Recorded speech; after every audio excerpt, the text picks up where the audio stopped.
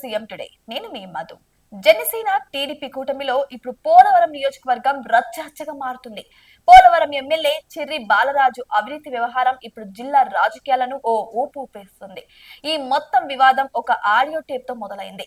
ఈ ఆడియోలో మాజీ మంత్రి దేవినేని ఉమ ఒక కీలక నాయకుడితో మాట్లాడుతున్నట్టుగా ఉంది. అయితే ఈ వివాదం వెనుక జనసేన టీడీపీల మధ్య ఆధిపత్య పోరు ఉందని స్పష్టమవుతుంది. అయితే పోలవరం ఎమ్మెల్యే చిర్రి బాలరాజు ఏడాదిలోనే 100 కోట్లు సంపాదించారని, భారీ భవనం కట్టుకున్నారని, అవినీతిలో దేశానికి రోల్ మోడల్ గా నిలిచారని దేవినేని ఉమ ఈ ఆడియోలో వ్యాఖ్యానించారు. అయితే ఈ ఆడియో టేప్ బయటికి రావడంతో జనసేన నాయకులు, కార్యకర్తలు తీవ్రంగా ఆగ్రహం వ్యక్తం చేస్తున్నారు. ఈ వివాదం వెనుక టీడీపీ కోవర్ట్ ఆపరేషన్ ఉందనే ప్రచారం కూడా జరుగుతుంది. అయితే జనసేన పార్టీని పోలవరంలో అణచివేయడానికి టీడీపీ నాయకులు ప్రయత్నిస్తున్నారని, దీనికి జనసేన కీలక నేత కరాటం రాంబాబును పావుగా వాడుకున్నారని జనసేన కార్యకర్తలు ఆరోపిస్తున్నారు. దీంతో నియోజకవర్గంలో టీడీపీ, జనసేన నాయకుల మధ్య మాటల యుద్ధం తీవ్రంగా నడుస్తున్నట్టు తెలుస్తోంది. ఈ వివాదం జనసేన భవిష్యత్తును గందరగోళంలో పడేసినట్టు కొన్ని మాటలు వినిపిస్తున్నాయి. ఎమ్మెల్యేపై వచ్చిన అవినీతి ఆరోపణలు నిజమని టీడీపీ నాయకులు అంటుంటే అవి తప్పుడు ప్రచారమని, మార్ఫింగ్ ఆడియో అని జనసేన నాయకులు వాదిస్తున్నారు. అయితే ఈ వ్యవహారంపై అధికారికంగా ఖండించడానికి కానీ, దీనిపై స్పందించడానికి కానీ జనసేనలోని కీలక నాయకులు ముందుకు రాకపోవడం ఇక్కడ గమనార్హమని మరికొంతమంది అంటున్నారు.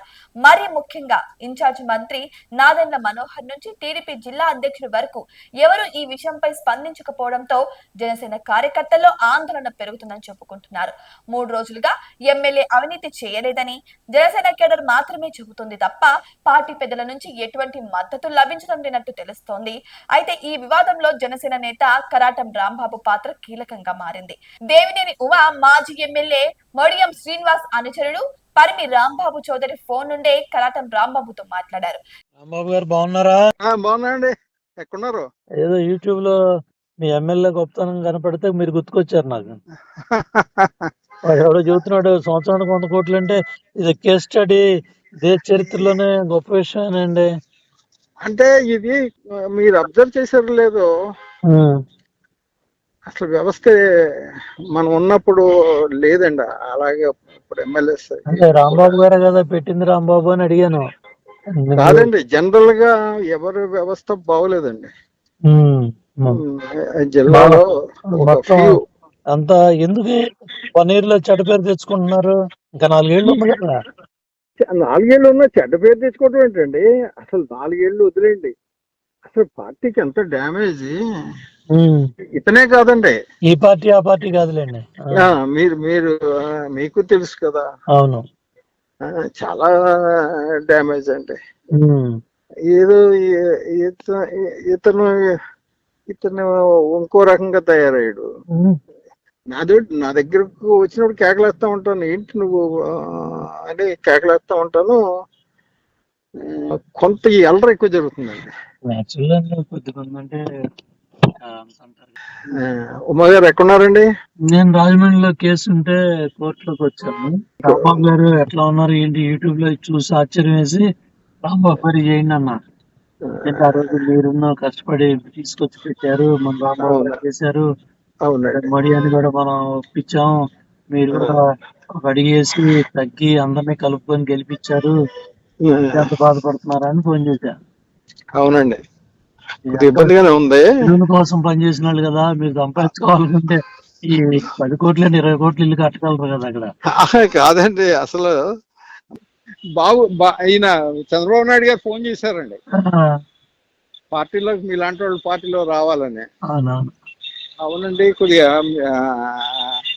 ఇబ్బంది ఉంది, తప్పకుండా మీకే చేస్తాను బై ఎలక్షన్ అంతా కూడా. నాకు ఎందుకంటే గుర్తు, ఆ రోజు రాంబాబు మీ దగ్గర తీసుకొచ్చాడు, మనం కలిసి కూర్చున్నాం మడి అంటే అదే అందుకని గుర్తుకొచ్చి రాంబాబు అయినట్టున్నాడు అని చేశాను. అవునండి, కలుద్దాం. మీరు ఫోన్ చేసినప్పుడు కూడా నేను చేసి పెట్టాను కదండి. అవునవును చెప్పాను నాకు. మీరు ఫోన్ చేసినప్పుడు అదేం చేశారు ఈ ఎదవా ఎవడండి, ఆ సోమబాబు అన్నవాడు. అవును, ఆడు నేను ₹1 తీసుకున్నాను పెట్టాడు. ఆడు జైల్లోకి వెళ్ళిపోతామంటే కాపాడినోడు నేనండి. అవును తెలుసు, నాకు అన్ని తెలుసు. పట్టించుకోమండి, ఇబ్బందిగానే ఉంది. ఇల్లు కోసం పనిచేసిన వాళ్ళు కదా, మీరు సంపాదించుకోవాలంటే ఈ 10 కోట్లు 20 కోట్లు ఇల్లు కట్టగలరు కదా అక్కడ. కాదండి, అసలు మాది ఉన్నదే మేము దానం చేసామండి. అదే అదే ఇలాంటి మేము ఎప్పుడు అసలు చెయ్యి దాచటం అంటే తెలియదండి. ఇప్పుడు విడుదలతో ఉన్న వాళ్ళు మీలాంటి వాళ్ళకి ఇబ్బందిగా కొద్దిగా ఇబ్బందిగా నాకు ఉందండి. ఇబ్బంది ఉంటుంది. ఇబ్బంది ఉంది, కాకపోతే కంట్రోల్ చేస్తున్నా అంటే కొద్దిగా టైం ఉంది. కొద్దిగా మళ్ళీ మామూలు స్థితికి తీసుకురావాలండి. ఇప్పుడు మళ్ళీ కూటమి దెబ్బతినేస్తుందండి. ఇప్పుడు కళ్యాణ్ గారికి తెలుస్తాయి అవన్నీ. ఏమోనండి, అది నాకు అర్థం అవట్లేదు. మిమ్మల్ని కూడా అడగట్లేదా ఏం జరుగుతుంది రాంబాబు గారు అని? ఇంకో కూడా ఫోన్ చేయలేదు నాకు ఇప్పటికి. ఇప్పుడు నేను చేసినట్టు కనీసం రాంబాబు గారు ఎట్టున్నారు? లేదండి, ఇప్పుడు వరకు ఫోన్ చేయలేదండి. నేను కూడా మరి ఫోన్ చేయకండి, నేనేం కావాలండి. అంతే అంతే అంతే అడిగినప్పుడు చెప్తారు, అడిగినప్పుడు. ఒకసారి చంద్రబాబు నాయుడు గారి దగ్గరికి వెళ్ళి నిర్వాసితుల గురించి మాట్లాడానండి. ఏదో ఇస్తారని కమ్మబట్టి రామ్మోహన్ రావు మాట్లాడారు. మళ్ళీ ఈయన మాట్లాడాక అప్పుడు సీఎం రమేష్ కూడా నా పక్కన ఉన్నాడు. సానా సతీష్, సీఎం రమేష్ అందరు నా పక్కన ఉన్నారు ఆయన మాట్లాడినప్పుడు. చాలా మంచి పొజిషన్కి వెళ్ళాడు. సీఎం రమేష్ నా పక్కన ఉన్నాడండి. సీఎం అమిత్ షా పక్కన ఉన్నాడు. సీఎం రమేష్, సానా సతీష్, లోకేష్ బాబు పక్కన ఉన్నాడు. నా పక్కన ఉన్నప్పుడు రాంబాబు పోలవరం డ్యామ్ దగ్గరే ఉన్నాడు. మనం కలిసి కూర్చున్నాం మడి అంటే అదే అదే అందుకని గుర్తుకొచ్చి రాంబాబు అయినట్టున్నాడు అని చేశాను. అవునండి, కలుద్దాం. మీరు ఫోన్ చేసినప్పుడు కూడా నేను చేసి పెట్టాను కదండి. అవునవును చెప్పాను నాకు. మీరు ఫోన్ చేసినప్పుడు అదేం చేశారు ఈ ఎదవా ఎవడండి ఆ సోమబాబు అన్నవాడు. అవును, ఆడు నేను ₹1,00,00,000 తీసుకున్నాను పెట్టాడు. ఆడు జైల్లోకి వెళ్ళిపోతామంటే కాపాడినోడు నేనండి. తెలుసు నాకు, అన్ని తెలుసు. పట్టించుకోమండి.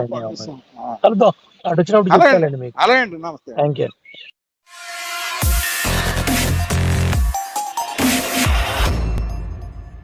ఈ సంభాషణ ఆడియోను ఇక పర్మి రాంబాబు చౌదరి బయట పెట్టారని జనసేన నాయకులైతే ఆరోపించడం జరుగుతోంది. అయితే ఈ విషయంలో టీడీపీ నాయకులు తమ కార్యకర్తలపై ఎటువంటి చర్యలు తీసుకోకపోవడం, ఈ ఆరోపణలను తేలిగ్గా తీసుకోవడం జనసేన నాయకులను మరింత కలవర పెడుతుందట. మరి టీడీపీ చేసిన ట్రాప్ లో జనసేన నేత కరాటం రాంబాబు పడ్డం వల్ల పార్టీకి ఎమ్మెల్యేకు తీవ్ర నష్టం జరిగిందని అంతర్గతంగా చర్చించుకుంటున్నారట. అయితే ఈ వివాదం నేపథ్యంలో పోలవరం ఎమ్మెల్యే చిల్రి బాలరాజు ఆదివారం అధికారిక కార్యక్రమాలకు దూరంగా ఉన్నారు. ఈ క్రమంలోనే ఏపీ ట్రైకార్ చైర్మన్ టీడీపీ నేత బొరగం శ్రీనివాస్ అన్నదాత సుఖీభవలో పాల్గొనడం మరో కొత్త చర్చకు దారి తీసింది.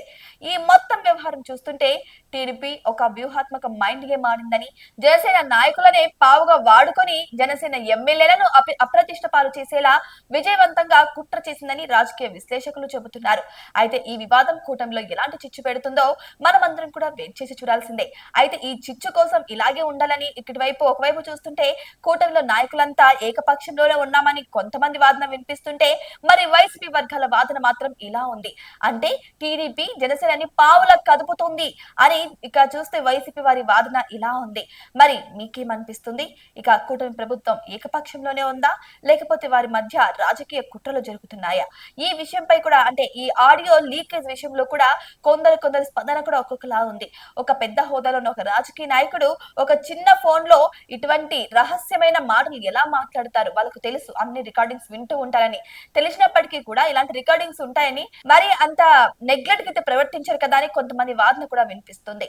మరి నిజంగానే ఈ ఆడియో అనేది ఫేక్ ఆడియోనేనా, రియల్ ఆడియో అంటారా? అయితే కూటమి మధ్య నిజంగానే చీలికలు ఏర్పడ్డాయి అంటారా, లేకపోతే ఇవన్నీ కూడా వైసీపీ వారు అల్లుతున్న కట్టుకథలే అంటారా? మీ అభిప్రాయాన్ని కామెంట్ బాక్స్ కామెంట్ రూపంలో తెలియచేయండి. ఇటువంటి మరిన్ని ఇంట్రెస్టింగ్ అప్డేట్స్ కోసం మా ఛానల్ ని సబ్స్క్రైబ్ చేసుకోండి.